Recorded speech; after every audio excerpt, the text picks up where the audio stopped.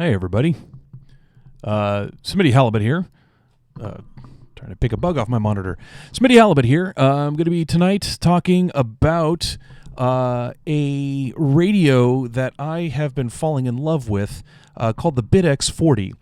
I'm not going to be doing any circuit board layout or any schematic diagrams or anything. Tonight, what I'm going to be doing is I'm going to be explaining how this wonderful radio designed by Ashar Farhan, how it works. So I'm going to explain a little bit about what the BitX40 is, and I'm going to be diving in at the block diagram level at how the radio actually functions, what it does, and how all the bits fit together, and why they're there, and all that fun stuff.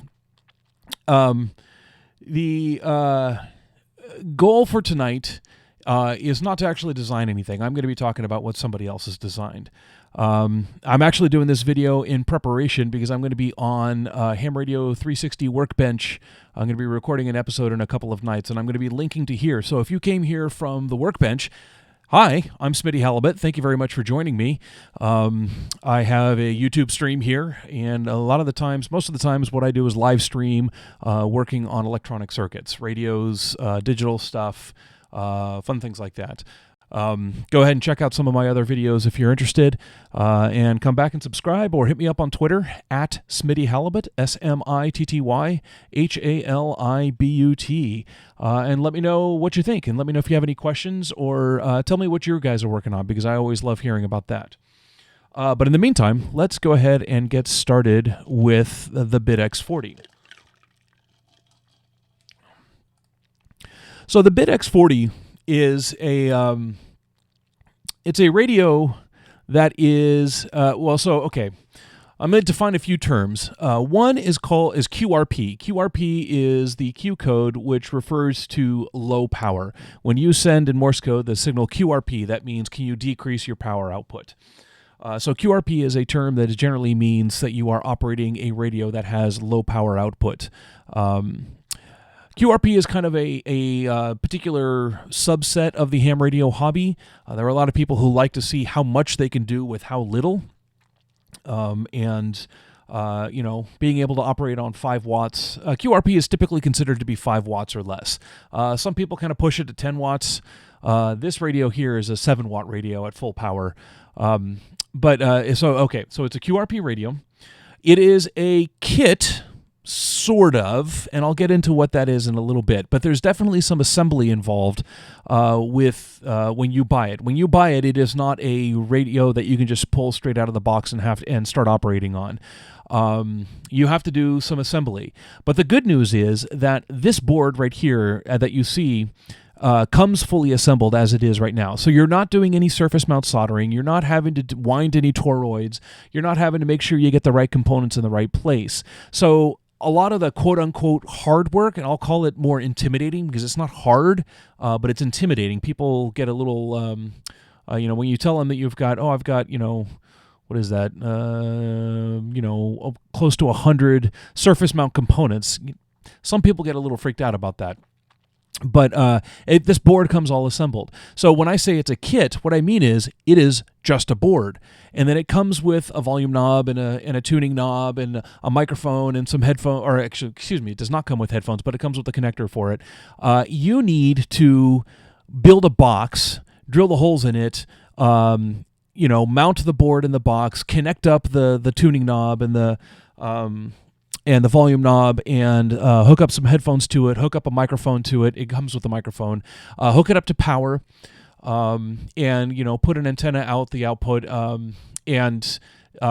so you have to do some relatively simple assembly on it.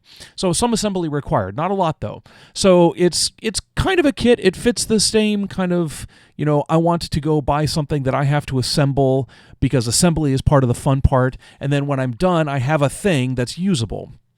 So it is a kit. It is QRP, and it's a 40 meter single sideband transceiver. 40 meters being the band.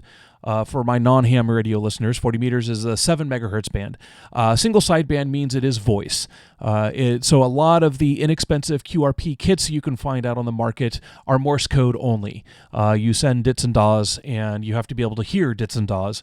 And that is also intimidating to many people. So this one is one of the few relatively inexpensive kits that you can do in QRP and build it yourself that gets you voice, which is kind of neat.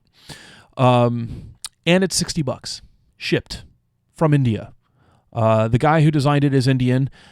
He has a local I don't know what to call it. It's a group of people that he works with that do the assembly. It's drawing a total blank on it. But short answer is that he's helping the community. It's not just a local business for him. He is hiring specifically people who are there's a term for it. Manufacturer. Bit exported, hand-assembled collective. That's the word I was looking for. By a collective of women. Each of the toroids is hand-wound. That provides these women with livelihood. So, you're doing some good in the world by buying this kit as well. Anyway, so the other wonderful thing about the BIT X40 is that it is incredibly hackable. So once you have the board assembled with all the knobs and put it in a case and everything is there are a lot of modifications you can do to this, and that is one of the pages I did not bring up. BIT X40 hacks.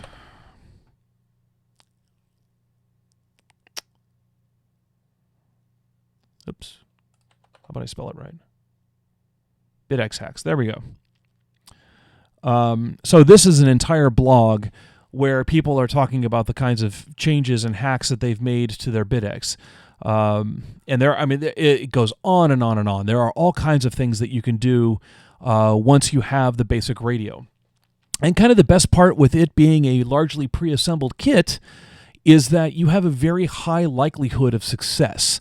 If you're getting into this, if this is a new thing for you, building kits and building QRP rigs and all that fun stuff, and if you don't know, if you run into problems, you don't know whether it was your fault or it was part of the design, or if the band conditions are just rubbish and that's why nobody's hearing you or anything like that, you have a very high likelihood of success with this radio because most of the, again, I'll call it intimidating, not difficult, a lot of the intimidating work is already done for you.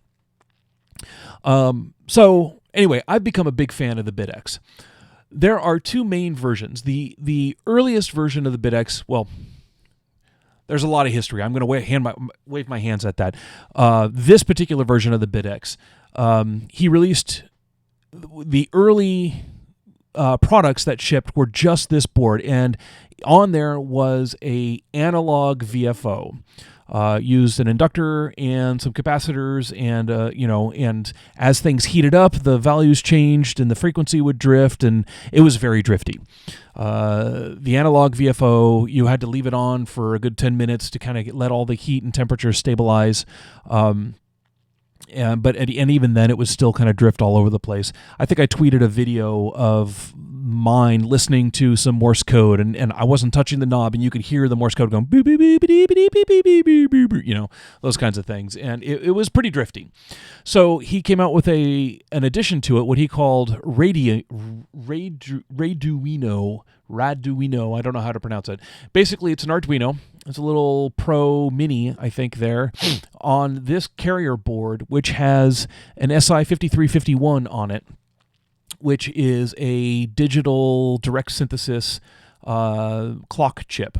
And so basically you talk to it over a serial port and it spits out a signal of a particular frequency, whatever frequency you give it over the serial port. And so you can use those clocks to replace the VFO, which happens to be right there on the board.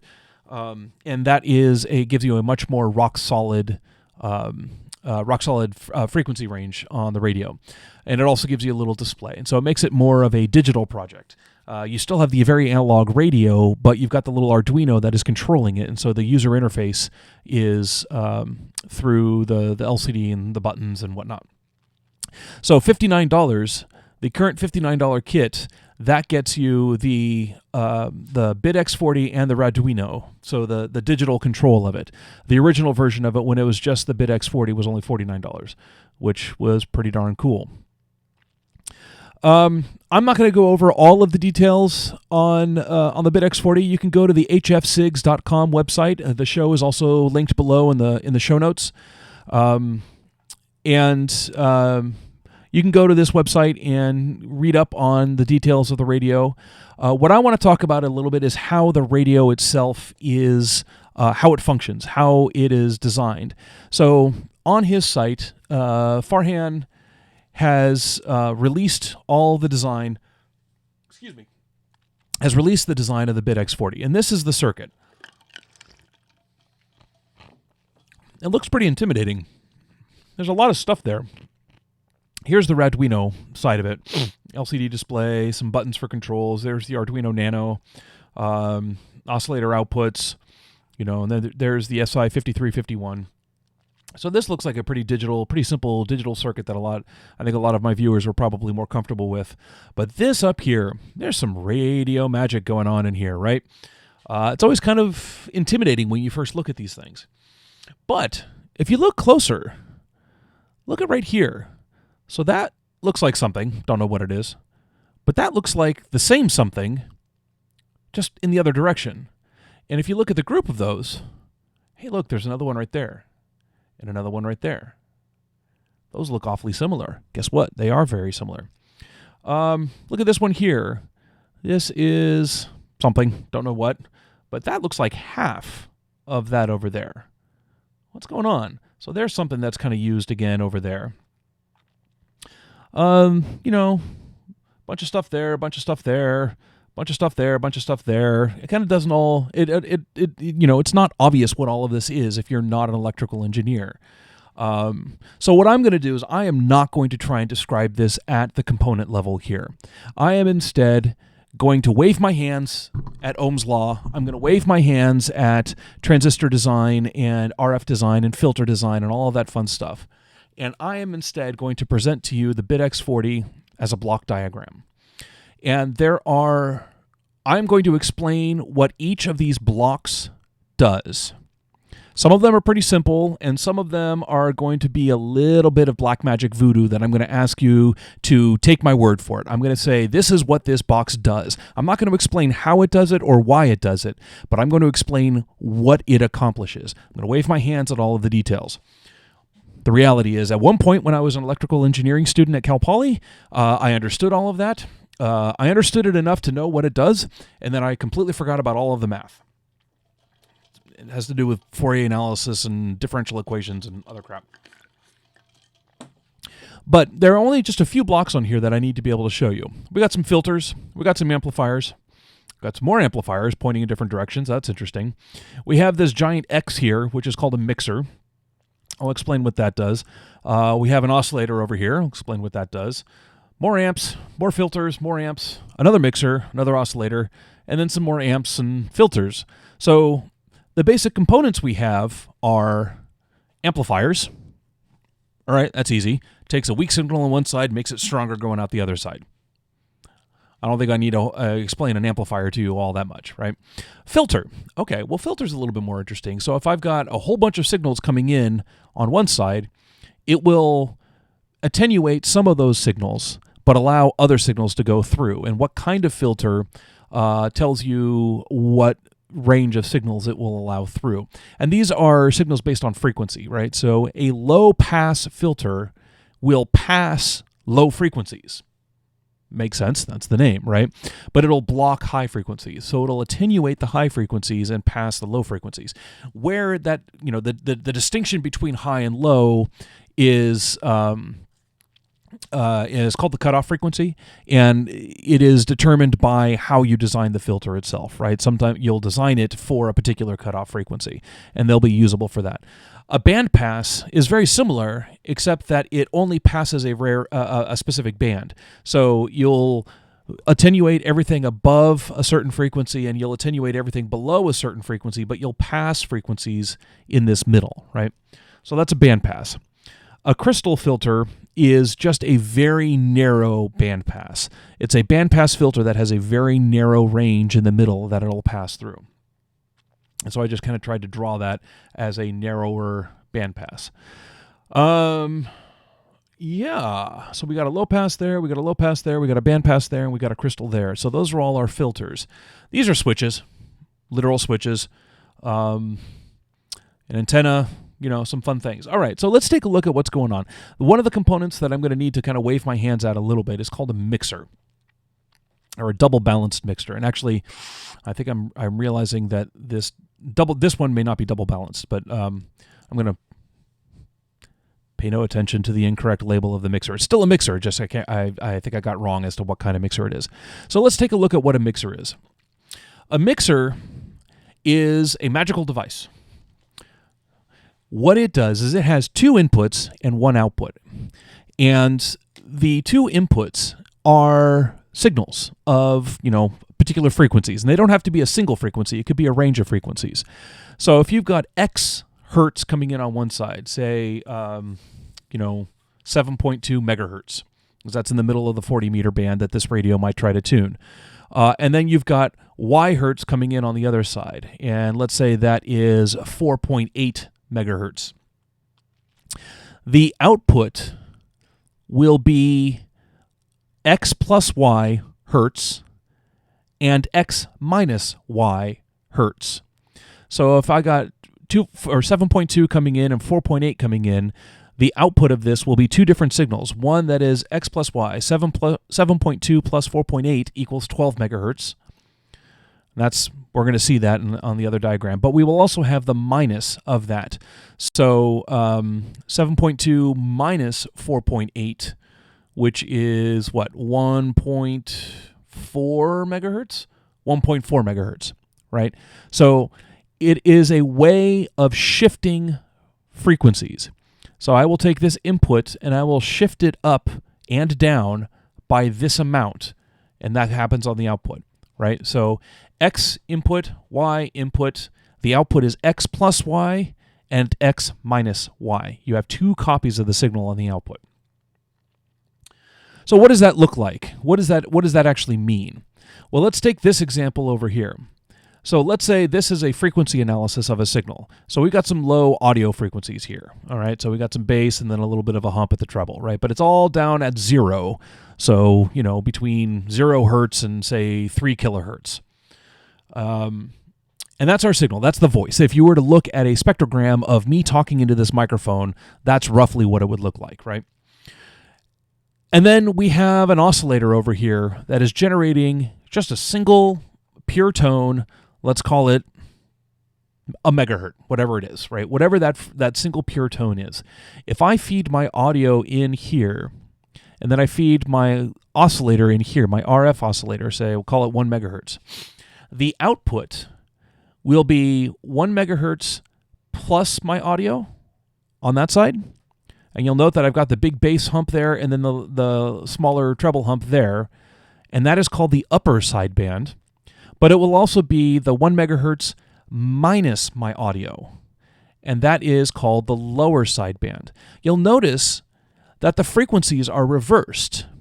Let's say, for example, that this hump here is at 500 hertz and this hump is at 1,000 hertz. All right.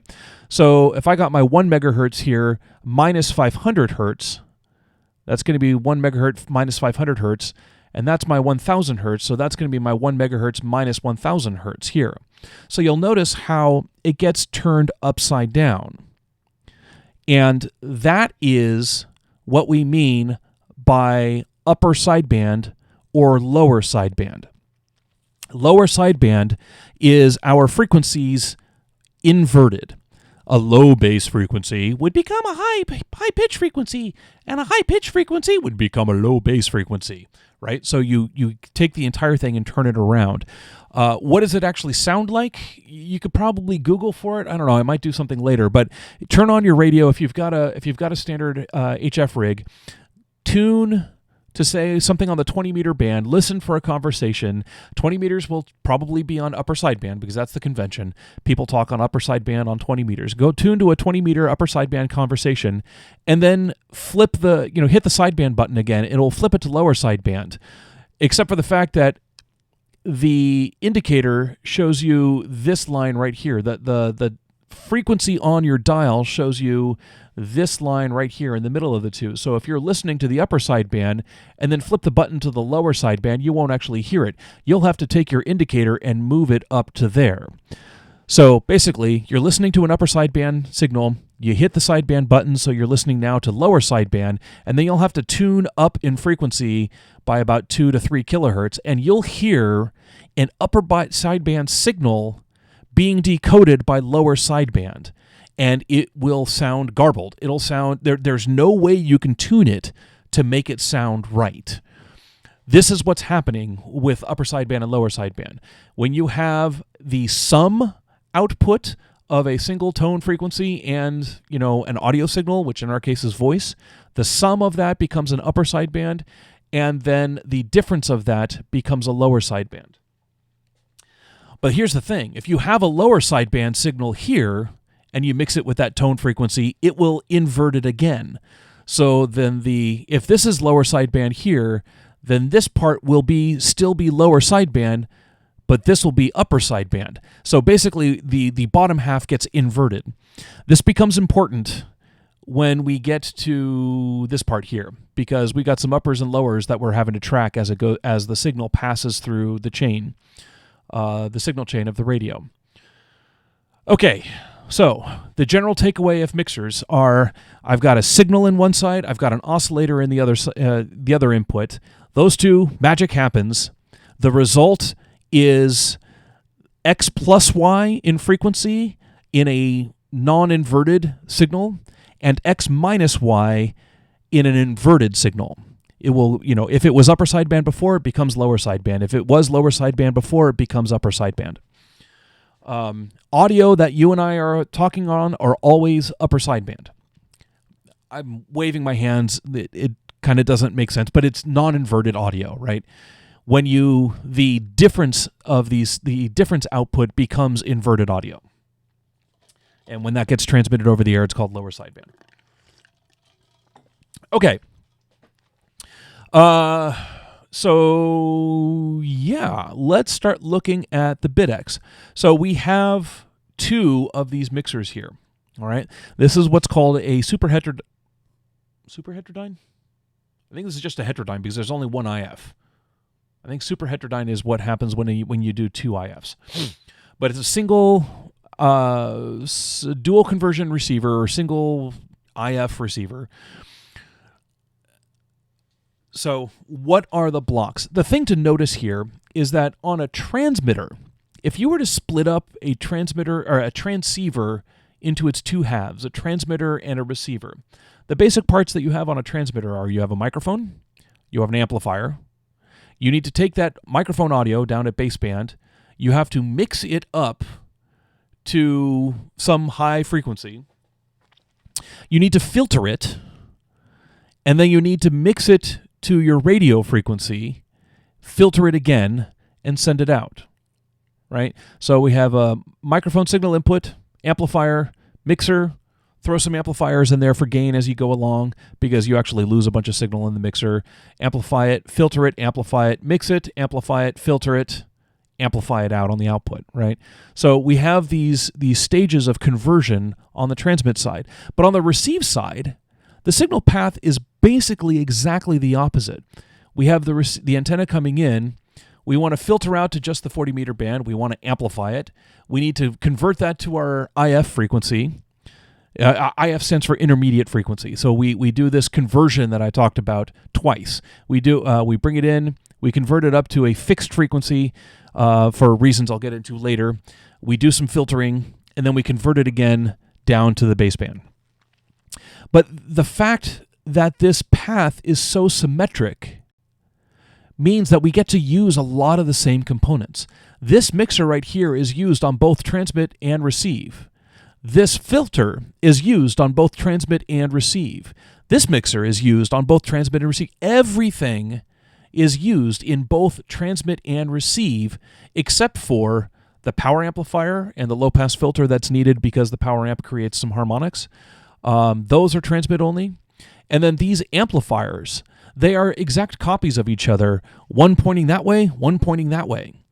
And the way you choose which one it goes through is by switching power from one to the other.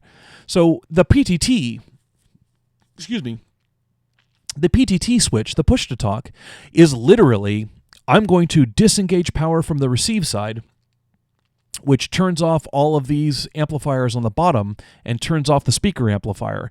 And I'm going to engage power on the transmit side, which literally applies power to the microphone amp and to all of these amps on the top side, as well as the power amp. So the PTT is literally just swapping power to, which amplifiers do you engage, and then also this relay here, because that's a little bit of a different way of doing things. So we have a lot of these same components in the transmit path and the receive path. And so Farhan's brilliant observation was that you can literally use the same components. And that these amplifiers, he's designed an amplifier. Actually, I don't think he designed it. He used a design of an amplifier that is high impedance when it's not powered. So you can literally put it in parallel with an amplifier going the other direction. And if you power one of them, it becomes low impedance and it grabs all of the signal. But the other one that's not engaged is high impedance, and it looks like an open, circuit to the rest of the circuit. If you disengage power from this one and engage power to this one, all of a sudden it starts getting all of the signal and everything goes back the other direction. So these bidirectional amplifiers were kind of the magic that that makes this whole thing work. The mixers, you have to use a mixer that goes both ways. So if I've got a local oscillator coming in here, any signal that comes in there will get mixed, and the sum and difference will come out on this side. Similarly, anything that comes in here, the sum and difference will get sent out that side. So the mixers are bidirectional. He made the amplifiers bidirectional by having an amplifier that's high impedance when it's not powered, and so you can literally put them in parallel. And then the filters are all inherently bidirectional. There is no input or output to the filters. They can go either direction. They're symmetric. And with that, he was able to make this really simple radio. I know it doesn't look simple when it's here, but believe me, this is much simpler than most radios you'll find, or like commercial radios. So how does it work? What are the signals? How are signals passed from one side to the other? Let's look at the transmit side first, because I think the transmit side is a little bit easier to follow. So the transmit side is this top line here. So in our example, we are trying to transmit our audio on 7.2 megahertz lower sideband. That's what we're trying to do. So we have an audio signal here coming in from the microphone, and we're trying to transmit on 7.2 megahertz lower sideband. Why lower sideband? Because that's convention for 40 meters. One thing we could do is we could take this and literally just mix it straight up to 7.2 megahertz. There would be some problems with that. So instead, the main problem is that you would have both your lower sideband and your upper sideband signal on there. So that's what's called a dual sideband signal. If you look at this, the direct conversion would that's what this would be. You've got your audio signal here, you mix it with the 7.2 megahertz signal, and your output would be an upper sideband signal and a lower sideband signal on 7.2 megahertz, being the center frequency of those. But we want to do single sideband. We only want to send one of those because that information is redundant. You don't need both of them there. The information is redundant. So instead, what we do is we take our incoming audio signal. We have a fixed oscillator here, 12 megahertz. It is always 12 megahertz. And we mix the baseband audio with the 12 megahertz, and we have a dual sideband signal coming out centered around 12 megahertz. It has both the upper sideband and the lower sideband. We run that through the filter. So I explained a little bit about how crystal IF filters are much narrower. The whole point of a crystal filter is that it is about 3 kilohertz wide, and it has very sharp slopes. So much sharper than you could do with like inductors and capacitors, like what we have over here. So it is kind of a specially designed filter. In the circuit, it's right here. So it's a crystal, just like you would use in an oscillator, a crystal with some capacitors to ground. You just pass it through several of these crystals, and it ends up being a very narrow frequency because crystals want to oscillate on a very precise frequency, and anything that's outside of that range, it just won't oscillate there. So if you're trying to send a signal through, it will only pass the signals that are at the frequency it wants to oscillate at. They're not perfect, so they're a little bit sloppy, plus or minus a kilohertz on a 12 megahertz crystal, and that is enough for us to filter out one of these sidebands, right? So we are passing this dual sideband signal through this very narrow crystal frequency, or crystal filter, and it is enough to filter out one of those two sidebands. So I call this a 12 megahertz oscillator. It's actually not. This is a 12 megahertz crystal filter, so this would have to be like a 12 megahertz minus like 1.5 kilohertz, right? So it's a little bit off of 12 megahertz. And if you make it a little bit below 12 megahertz, then this section, your upper sideband, would be in the 12 megahertz passband of your filter. If you make this oscillator a little bit above 12 megahertz, then your lower sideband would be in your crystal filter passband. So in this case, we are actually trying to get the upper sideband out of it. So I believe that this crystal filter would actually be just a little bit below 12 megahertz. So 11.9985, right? Whatever. So that's actually tunable. I think there's a adjustable pot on the board, so you can adjust that. But you don't want to adjust that. They've already adjusted that at the factory. What that'll do is just tune that little crystal oscillator so that the correct sideband is passing through this filter. So anyway, we have audio here. We mix it up to 12 megahertz. We have a dual sideband. Send it through the crystal filter. The crystal filter filters out the sideband we don't want and leaves us with just the 12 megahertz upper sideband signal. Another amplifier, they get amplified through, all through the stages. And then we have another mixer here. And the oscillator input is a variable frequency oscillator. Is 5 megahertz to 4.7 megahertz. Now, why did I specify this backwards? Normally, you would do 4.7 to 5 megahertz. Because 5 megahertz, this is always 12. If I mix it with 5 megahertz and 12, I will get, again, sum and difference, right? So I will get 12 plus 5 at 17 megahertz, and I will get 12 minus 5 at 7 megahertz. The 7 megahertz is the one that I care about. So, the 5 megahertz here corresponds to a 7 megahertz output. If I do a 4.7 megahertz here, 12 minus 4.7 megahertz is 7.3 megahertz. So this is the low end of the 40 meter band, and that's the high end of the 40 meter band. Everything else is low end to high end, so I wanted to do low end to high end on this one. You have to tune down in frequency on your local oscillator to be able to go up in frequency on the actual signal that you're trying to put out. So anyway, in our example, we have our variable frequency oscillator set at 4.8 megahertz because we want to put out on 7.2. So 12 megahertz coming in, 4.8 megahertz coming in. The difference there is 7.2 megahertz. But because it's the difference, this is a lower sideband signal. Again, we are looking at this half. It has been inverted. Okay. We also have the sum of those two frequencies, 12 megahertz plus 4.8 or 16.8 megahertz upper sideband. But I don't want to transmit that signal. So that's what this other bandpass filter is for. This bandpass filter says, all right, I've got these two signals, 7.2 lower sideband, that's the one I want, and 16.8 megahertz upper sideband, that's what I don't want. That's called an image.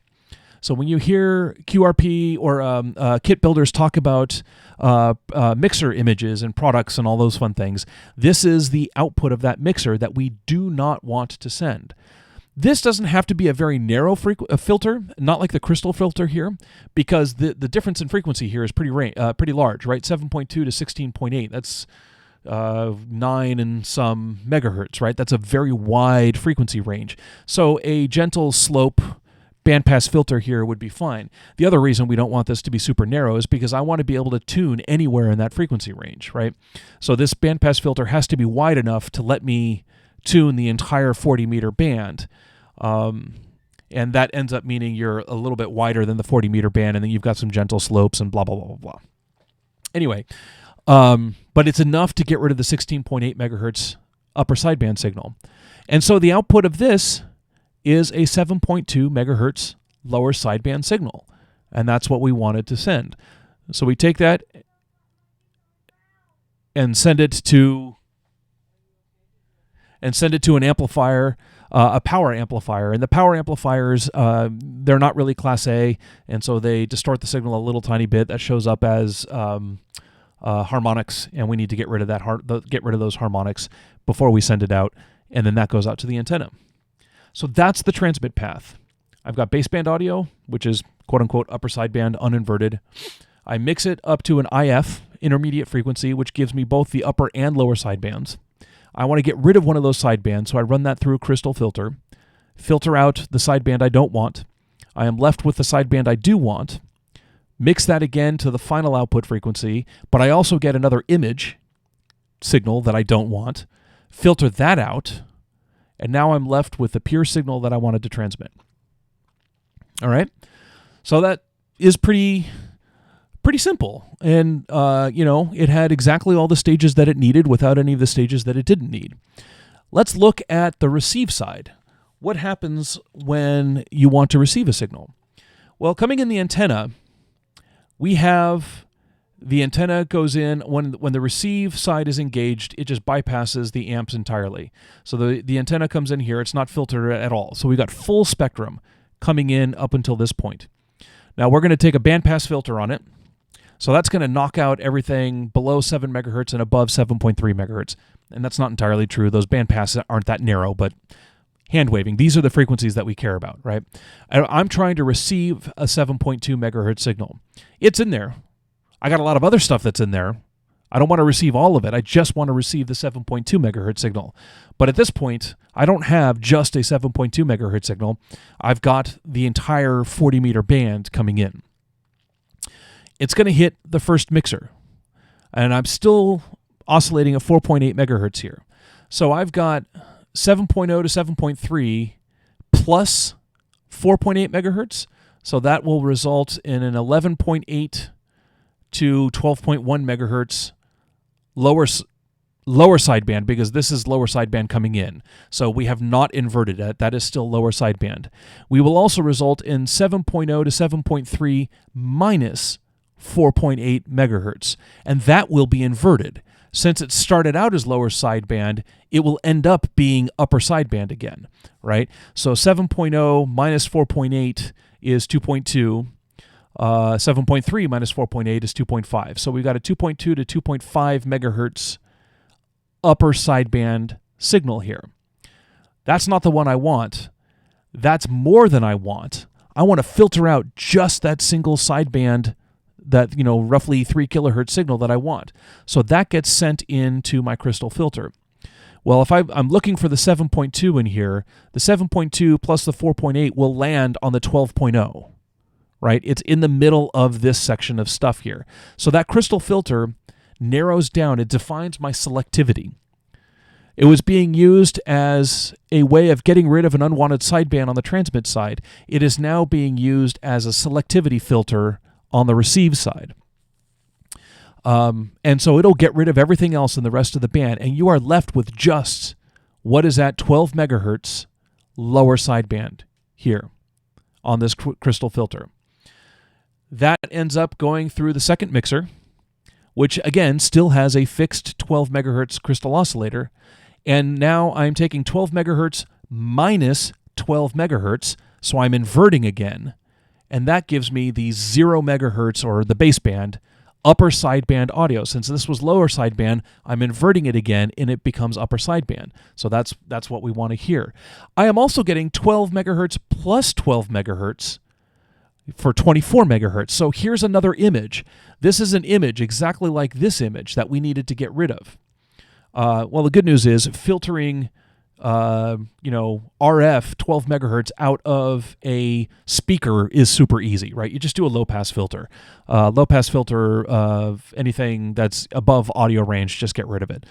Because all I ever care about here is audio range. And then I send it into a standard speaker amplifier, right? So on transmit, I've got audio, bring it up to the intermediate. I've got dual sideband. I filter out only the sideband I care about. I mix it again into my desired output frequency, but I've also got this image, so I filter out that image, and I've got my desired frequency only. On receive side, I've got the full spectrum coming in. I bandpass it to just the frequencies that I care about. I mix that down. In this case, I'm mixing it up to the intermediate frequency, but I've also got these other images. The crystal filter gets rid of both the image and all the other stuff on the 40 meter band that I didn't want and leaves me with just the one signal that I care about. I mix that down to baseband. And I also have this image up at the RF frequency that is easy to get rid of. And I put my audio back into the speaker. And that's it. We were able to share a common mixer on both transmit and receive, the crystal filter on transmit and receive, the other balanced mixer on transmit and receive, the low-pass filter on transmit and receive, and then we've got these pretty simple bidirectional amplifiers, where you've got a transmit amp going this way and a receive amp going this way, and you just energize one or the other, and it turns the entire radio around on the drop of a hat. And that's it. It's that simple. No, okay, so it's not entirely simple. I had to go through a bunch of math. We did some, addition and subtraction, and I did some hand-wavy stuff about how a balanced mixer works. But this is understandable.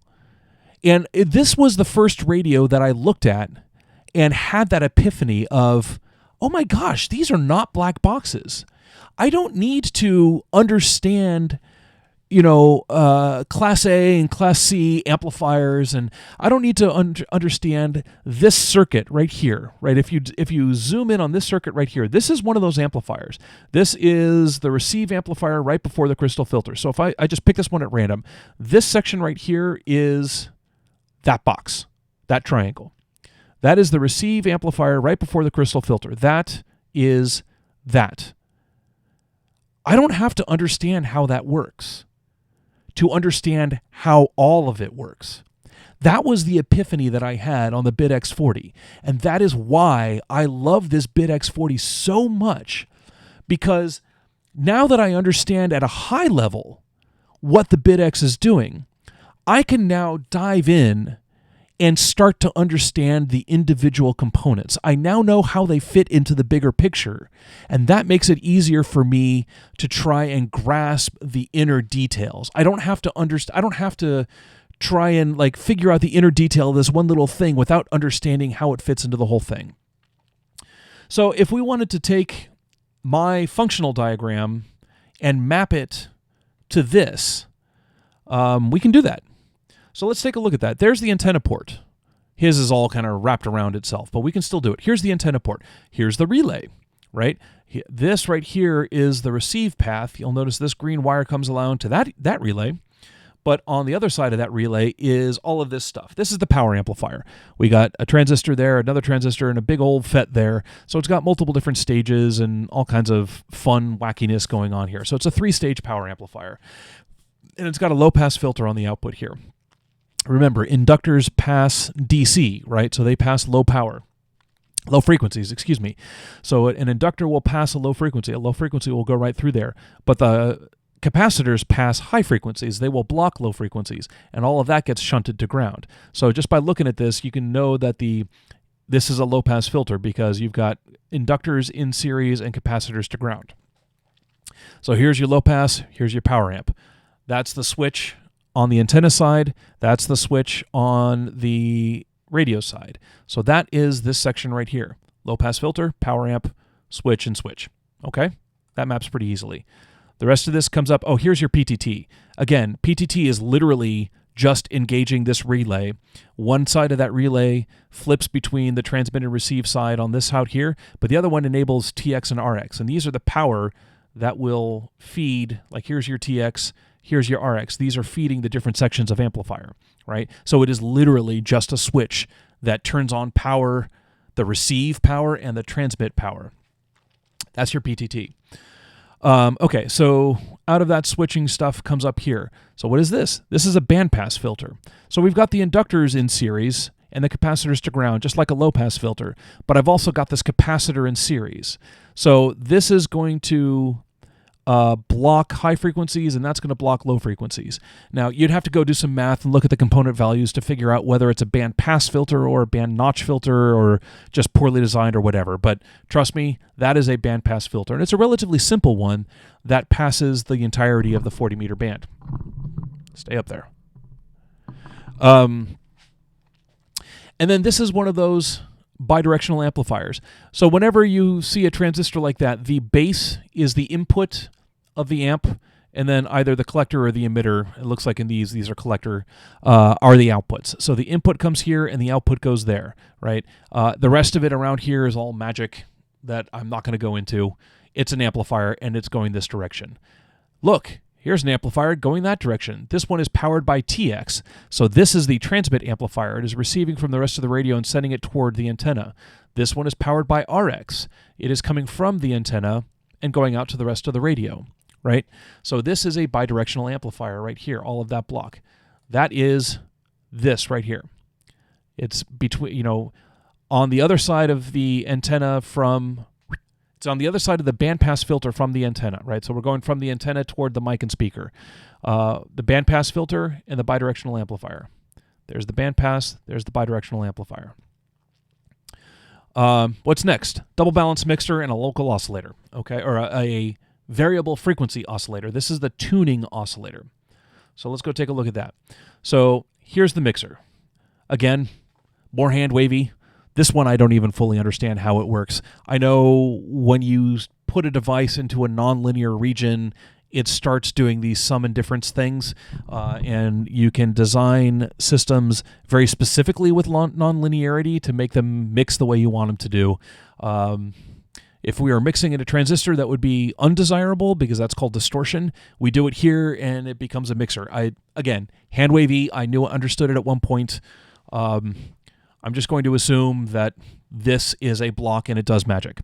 But it has a input coming from over here. Well, it's an input when it's used as a receiver. It's an output when it's used as a transmitter. Same thing up here. We've got an input when it's used as a transmitter and an output when it's used as a receiver. And then we've got the local oscillator down here. So this must be the input from the bottom, right? So what's all of this? This must be our variable frequency oscillator. And in fact, there is a connector called tuning. So you hook up a 10 kilo ohm pot here, and it's just the sweep out from, so it's just a voltage divider, because here's your power supply, here's your ground, and so you're just doing a voltage divider and giving it some variable voltage between, well, it looks like 9 volts, 78L09, so that's going to be a 9 volt regulator, something between 9 volts and ground that you're sending into here. That's your tuning knob. Magic happens. I don't know exactly how it all works, but you've got an inductor and some capacitors and a diode here that, depending on the amount of current that goes through it, will vary how much capacitance it has, blah, blah, blah, blah, blah. That's how it varies the resonant frequency of this circuit. But in short, inductor, capacitor, and then an amplifier on the out here. So if you've got a resonant tank here and an amplifier there with some feedback, that's how you make an oscillator. Now you'll note that there's also this little connector here, DDS1. The radio was designed from the very beginning to allow you to connect an external oscillator, like the SI5351. The newer versions of it come with that oscillator, but even in the early versions, they had the connector there saying, if you want to hook up an external oscillator, this is where you do it. You actually end up removing that inductor and just putting your signal in there, and it will travel through the rest of these amplifiers and get out. But in short, this is the variable frequency oscillator. This part right here is this 5.0 to 4.7 megahertz variable oscillator, right? So we've mapped that part there. Let's keep going up. We have the mixer. Hey, look, here's another bidirectional amplifier. It looks just like that one. Again, receive on the top, transmit on the bottom. If I had noticed this before, I would have swapped the transmit and receives on these so that they matched. Sorry about that. Here's my Balax mixer. Here's the bidirectional amp. All right, so that one goes into this crystal filter block. You are literally just sending the signal through the crystals. These are the same crystals that you use on a computer or a microcontroller. You would have a 16 megahertz crystal on an ATmega, for example. Well, these are 12 megahertz crystals, and it is literally the exact same kind of crystal, and you just send a signal in one side and out the other, and that crystal will only oscillate at a very narrow range of frequencies. That's how they're great at becoming clocks for computers, right? Well, we use that as a way of filtering out everything that's not on that frequency. So this crystal stack right there is this. Okay. Yay, look, another bidirectional amplifier. Who didn't see that coming? Look at that, bidirectional amplifier. All right. Next, is a pad. That's just drops some signal because apparently something somewhere was putting out too much signal. Here's another mixer. It looks different than this mixer, but it looks like about half of it. So we've got one of these transformers, whereas they've got two over here. And we've got two diodes, whereas they had four over here. So this is basically half of this one. This one I know is a double balanced mixer. That's why I'm thinking that I might have labeled it wrong when I called this one a double balanced mixer over here. This one may not actually be a double balanced. But it's still a mixer. We've got the antenna side, we've got the input side, and then we've got an oscillator.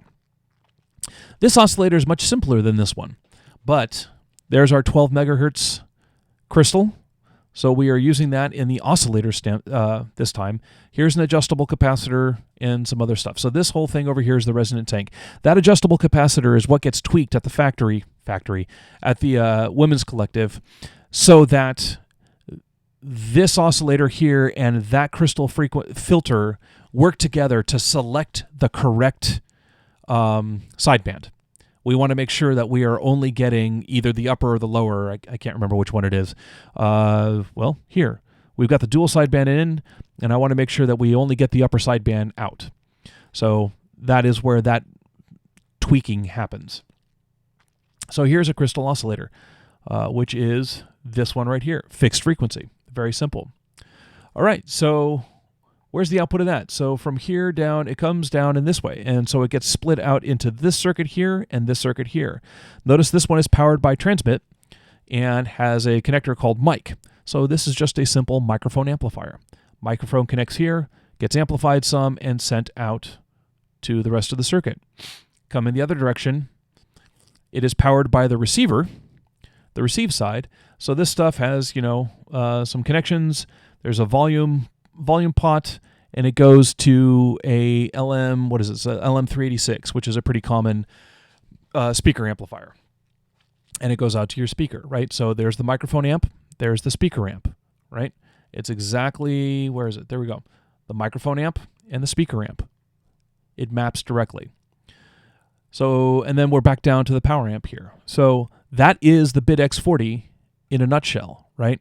There's the block diagram, and there's the circuit, and we just mapped one to the other. What I have not gone into in my diagram is what all of this is.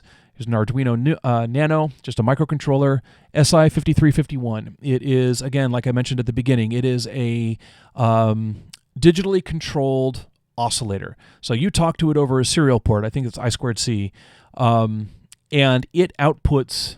It has 3 different frequency outputs, and so it has three oscillator outputs. So it can put out 3 different frequencies on 3 different pins. I believe the Arduino is only out of the box. It only intends to use one of those 3. You're supposed to replace this variable frequency with the Arduino. So from a schematic standpoint, you replace all. Well, actually, no, all of that stays in. You replace all of this stuff here with the SI5351. So this stuff is the stuff that drifts. as the temperature goes up or down, or if you blow on it, or if you bump it, or anything like that, right? Physically, if it physically vibrates, that will actually adjust the frequency on that you're transmitting on. So you want this. Ideally, these frequencies would be a lot more stable, and so that's where the SI5351 comes in. Now, there is a radio frequency called IF shift. IF shift, at least on my radio, I have a FT920, is a single knob that you can do. When you turn it up, it will actually shift the IF filter up into the range so that I am blocking off some of the low frequencies of what I want and listening to the higher frequencies. And then you can also shift it low. We could implement something like that on the BitX40 if I replace both the variable frequency oscillator and the fixed frequency oscillator with outputs from my SI5351. And then if I wanted to IF shift up by 10 hertz, or like 100 hertz, I would shift one of these. I'd have to go do the math to figure out, but I think you shift both of them up by 100 hertz, and then the part that gets filtered out ends up changing. Anyway, you can play with IF shifts. If I'm also willing to cut that trace right there, actually it would probably be that trace right there, and send one of the other outputs of the SI5351 into the local oscillator. That's it. That's what a BitX40 is. And they are ultimately hackable. Come over here to the BitX hack page. They're just hack upon hack upon hack. All kinds of things that you can do. People modify them for Morse code, even though they're not intended for Morse code.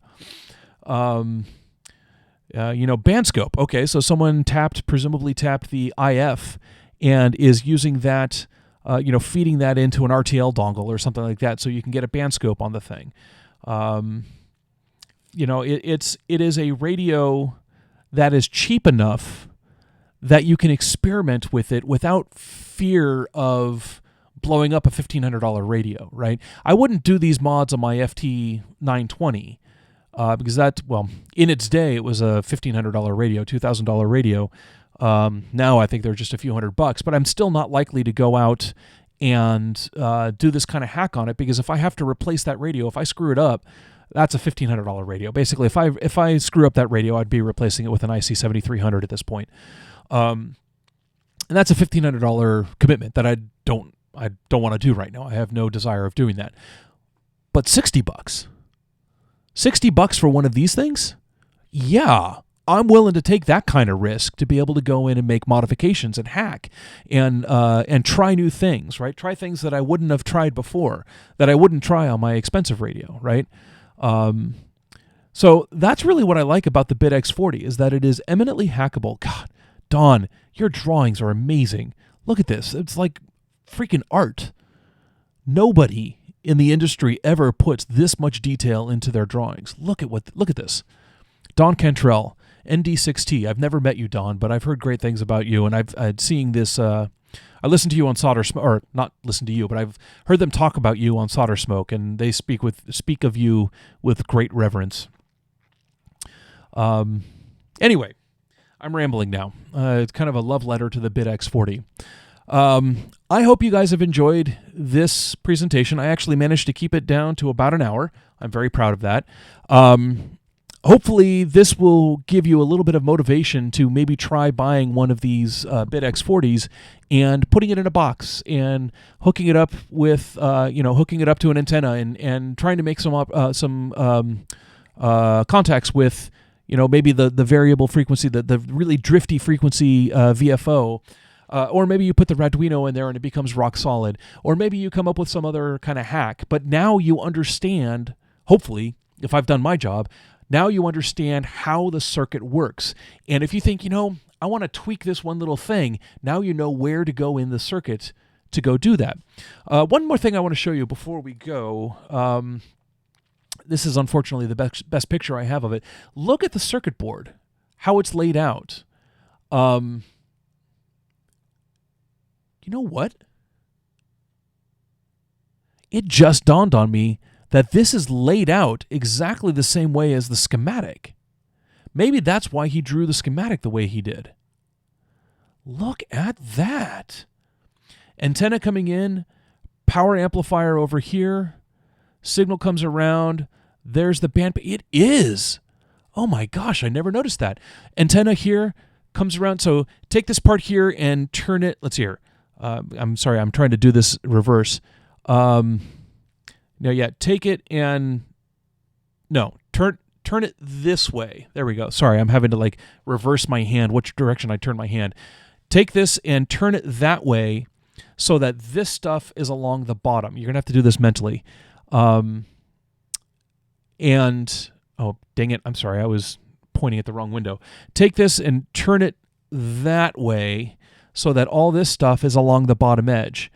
And I think all this stuff is along the bottom edge, and it comes up. There's the bandpass. So it comes up. There's the bandpass. There's one of the bidirectional amplifiers. There's your mixer, bidirectional amplifier, crystal filter, bidirectional amplifier, last mixer. Here is your 12 megahertz local oscillator. Here is your variable frequency oscillator. And then here is your, let's see here, this is the speaker amplifier, and this would be the microphone amplifier over here. Yeah, I never noticed that. This circuit, it seems very contrived, but it's laid out exactly as the board is, at least at a block level. Huh, I never noticed that. Anyway, but if you look at the circuit board, you'll note that, here's a block, here's a block, here's a block. They look very similar. They are laid out exactly the same. Guess what? They are the same thing. And if you even look at this half of that block versus that half of the block, they are also symmetric because one of them is the transmit amp and the other one is the receive amp. So, Farhan just did a wonderful job on this amplifier, laying it out in a way that makes it super easy for people to understand what's going on and to be able to visually see on a circuit board, which is so rare, to be able to visually see how a thing is laid out. I love it. Farhan, if you're watching this or if you get a chance to see this, I thank you, man. This has been a really fun kit that you've done. I think it's done a great service to the kind of the DIY radio hacking building kit community. It's gotten me totally jazzed, and I'm hoping to kind of bring that to a lot of people. We're going to be working on Workbench. If you came here from the Workbench, then go buy your kits, and in a couple of episodes we're going to start talking about doing a group build. It might take a little bit of time to get here from India, so I'm going to be recording in a couple of more nights, or 2 nights from now, with Jeremy and George, and we're going to introduce the kit, we're going to introduce the radio, and we're going to talk about the group build. So go get your kits and come back, and we will talk about building them all. Until then, thank you all very much for joining me tonight. I really appreciate it. Let me know if you have any questions. You can either hit me up down here in the comments at YouTube or hit me on Twitter at Smitty Halibut, SMITTYHALIBUT.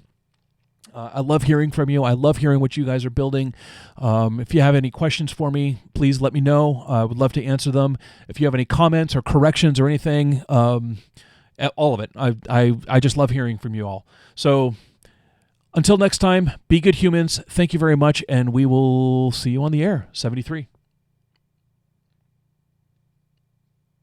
My little post-show dance, waiting for the thumbs up on the screen for the little post-show dance so I can hit stop streaming and not worry about whether I'm going to cut myself off.